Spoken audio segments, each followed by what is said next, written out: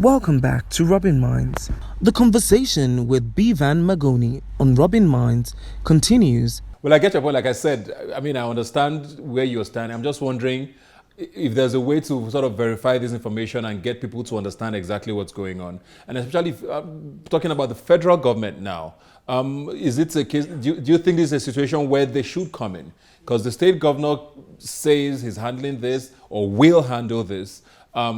Is the federal government supposed to step in at some point? What do you think needs to happen? It's a good idea to have the government wade into the situation to arrest it. It's a very beautiful idea. I wish they would step in and arrest the situation. But then we have so many security issues in Nigeria piling up. We have so many carryovers. They are not done with Boko Haram. They are not done with Fulani banditry. They are not done with other things. And what makes you think that it's what is happening in southern Kaduna that they will try to arrest? So we have issues piling up. The federal government leaves us with just little confidence to what is happening. So yes, we wish to, but we all know that they have so much on their hands now. And the state government, well, let it not be like I'm singing a song here. The government leaves us with little or no confidence for now. So yes, let the federal government step in. But if the federal government is going to step in, let them step in and do a thorough job without fear or favor. And we don't want to hear that they've set up a committee here, a committee there. We are tired of reading that in the news. We're tired of seeing that in the papers. We don't want to hear a committee has been set up. If one person dies today, there's going to be a committee that's set up to look into the killings, and still no one will be caught, no one will be prosecuted. And you don't hear anything about the story, and it will die just like that. So yes, we want the federal government to step in, but then they should do a thorough job. Okay. I say, has there been an opportunity where members of your community have had to sit with the governor to express what you're expressing to me now? Oh yes, there are plans. Last week also, the Hausa Fulani community signed a peace pact with the Zango Kataf local government area. And I think it's a good step. It's a good attempt rather. But I have questions to ask. What happens to Kajuru local government area who have the highest number of casualties? What happens to Kaura? What happens to Kachia? What happens to Chikun local government where people are being kidnapped? I mean, over 30 people about a week or two ago were kidnapped and nothing has been done. So if they are signing or they're trying to restore peace in Zango Kataf local government, what happens to the other local government areas in the state? Now, surprisingly, our governor has not visited the affected communities. I mean, we saw him on television in a political rally, but back home here, where his people are dying, he has not deemed it fit to go and visit the people. And another thing I keep looking at and asking is, has he shelved the plans to create an emirate in southern Kaduna? Has he? Southern Kaduna people are predominantly Christians. They don't need an emirate. They have chiefdoms.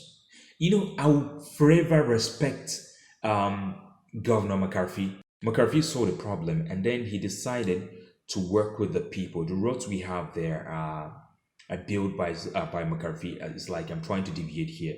But the point is, he's trying to bring in some sort of development that will not affect the people directly. Do we even need emirates? How many people need an emirate? Why do we need an emirate in southern Kaduna? We don't need it. So this is where I get to ask the question. Can he create a chiefdom for our people, for the Grok, for the Ham, for the Jew, for the Ninkyop, for the Takad, for the Sholier, for the Atiap people in McCarthy local government? Can he do that in Zaria local government? These are questions that need answers. So why are you creating an emirate in southern Kaduna? These people have lived peacefully without an emirate. They have chiefdoms. So why are you creating emirates for them? These are the challenges and the problems that we are facing in southern Kaduna. Until they shelve those plans, we will not even agree. I'm a very young person. I'm not even into the traditional leadership kind of thing, but I will not watch my people subjected to the rule of an emirate. If that is going to be done, then let it be done equally in northern Kaduna, where predominantly the people are Muslims. All right. Before we go now, how optimistic are you about this coming to an end anytime soon? Are you worried? Are you optimistic? Well, with the way things are going, I don't see this coming to an end anytime soon. Yes, doubt me not. Because Southern Kaduna people are dying. It's only Southern Kaduna people or people from other regions that are crying. What about people from Northern Kaduna? Now, I'm not just saying that. When it happens in Northern Kaduna, Southern Kaduna people keep quiet. And that is why the Southeasterners are crying and they're the only ones feeling the pains and no one is speaking. You know, I have a problem with Northern Nigeria. When it is happening to other people, they keep quiet. I think to a large extent, that's why people ignore mostly what happens in Northern Nigeria. Northern Nigeria has the political will and power. So they need to wake up and say, look, we've had enough of this. So we need more Northerners to speak up against what is happening in the North. See, I keep saying this. The day we solve Northern Nigeria's problem, every Nigerian would be happy. I am from the North. I am a proud Northerner. But then when things are happening, the people just ignore. And you find out that it's other issues that are not really going to affect people directly and add value to their lives that they keep speaking and talking about. And it shouldn't be about that. So until the people come together and then say enough is enough. We've had enough of the killing, the kidnapping, the terrorism, the banditry. We are not seeing this coming to an end anytime soon. And like MLK would say, I'm saying this because when people come out to protest, they are being arrested and locked up. And, we have lots of our Southern Kaduna youth in jail right now. So if their crime is protesting, and like MLK would say, I was proud of my crime. It was the crime of joining my people in a non-violent protest against injustice. It was the crime of instilling in my people the sense of dignity and self-respect. So yes, I join my people to say I am proud of my crime. I will keep speaking against what is happening, not just in Southern Kaduna, in other parts of Nigeria, because until the people wake up and say, we've had enough, this is going to continue. Nigeria gained independence how many years ago? And we are still here. Come on, people. We've had enough. Wake up. Say enough is enough. Whether it's happening to your neighbor or it's not happening to your neighbor.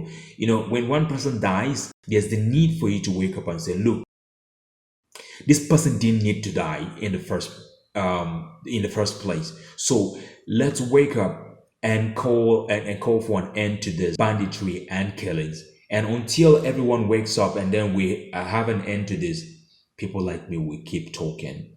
We will keep talking. All right. Thank you very much, Bivan. I hear you, and this is one of the reasons why we're doing this. Hopefully those who should be listening are listening, and we start getting an end in sight to all of this. Thanks for joining us today. Oh yes, Ebuka, thank you for having me, and do enjoy the rest of your day. All right, that's our show for today. Like I always say, you can follow the conversation on Twitter at Rubbin Minds Now is the handle. Please use the hashtag Rubbin Minds when you tweet at us. I'll see you next Sunday. I like the way you move, really wanna get with you. Don't just stand there teasing me.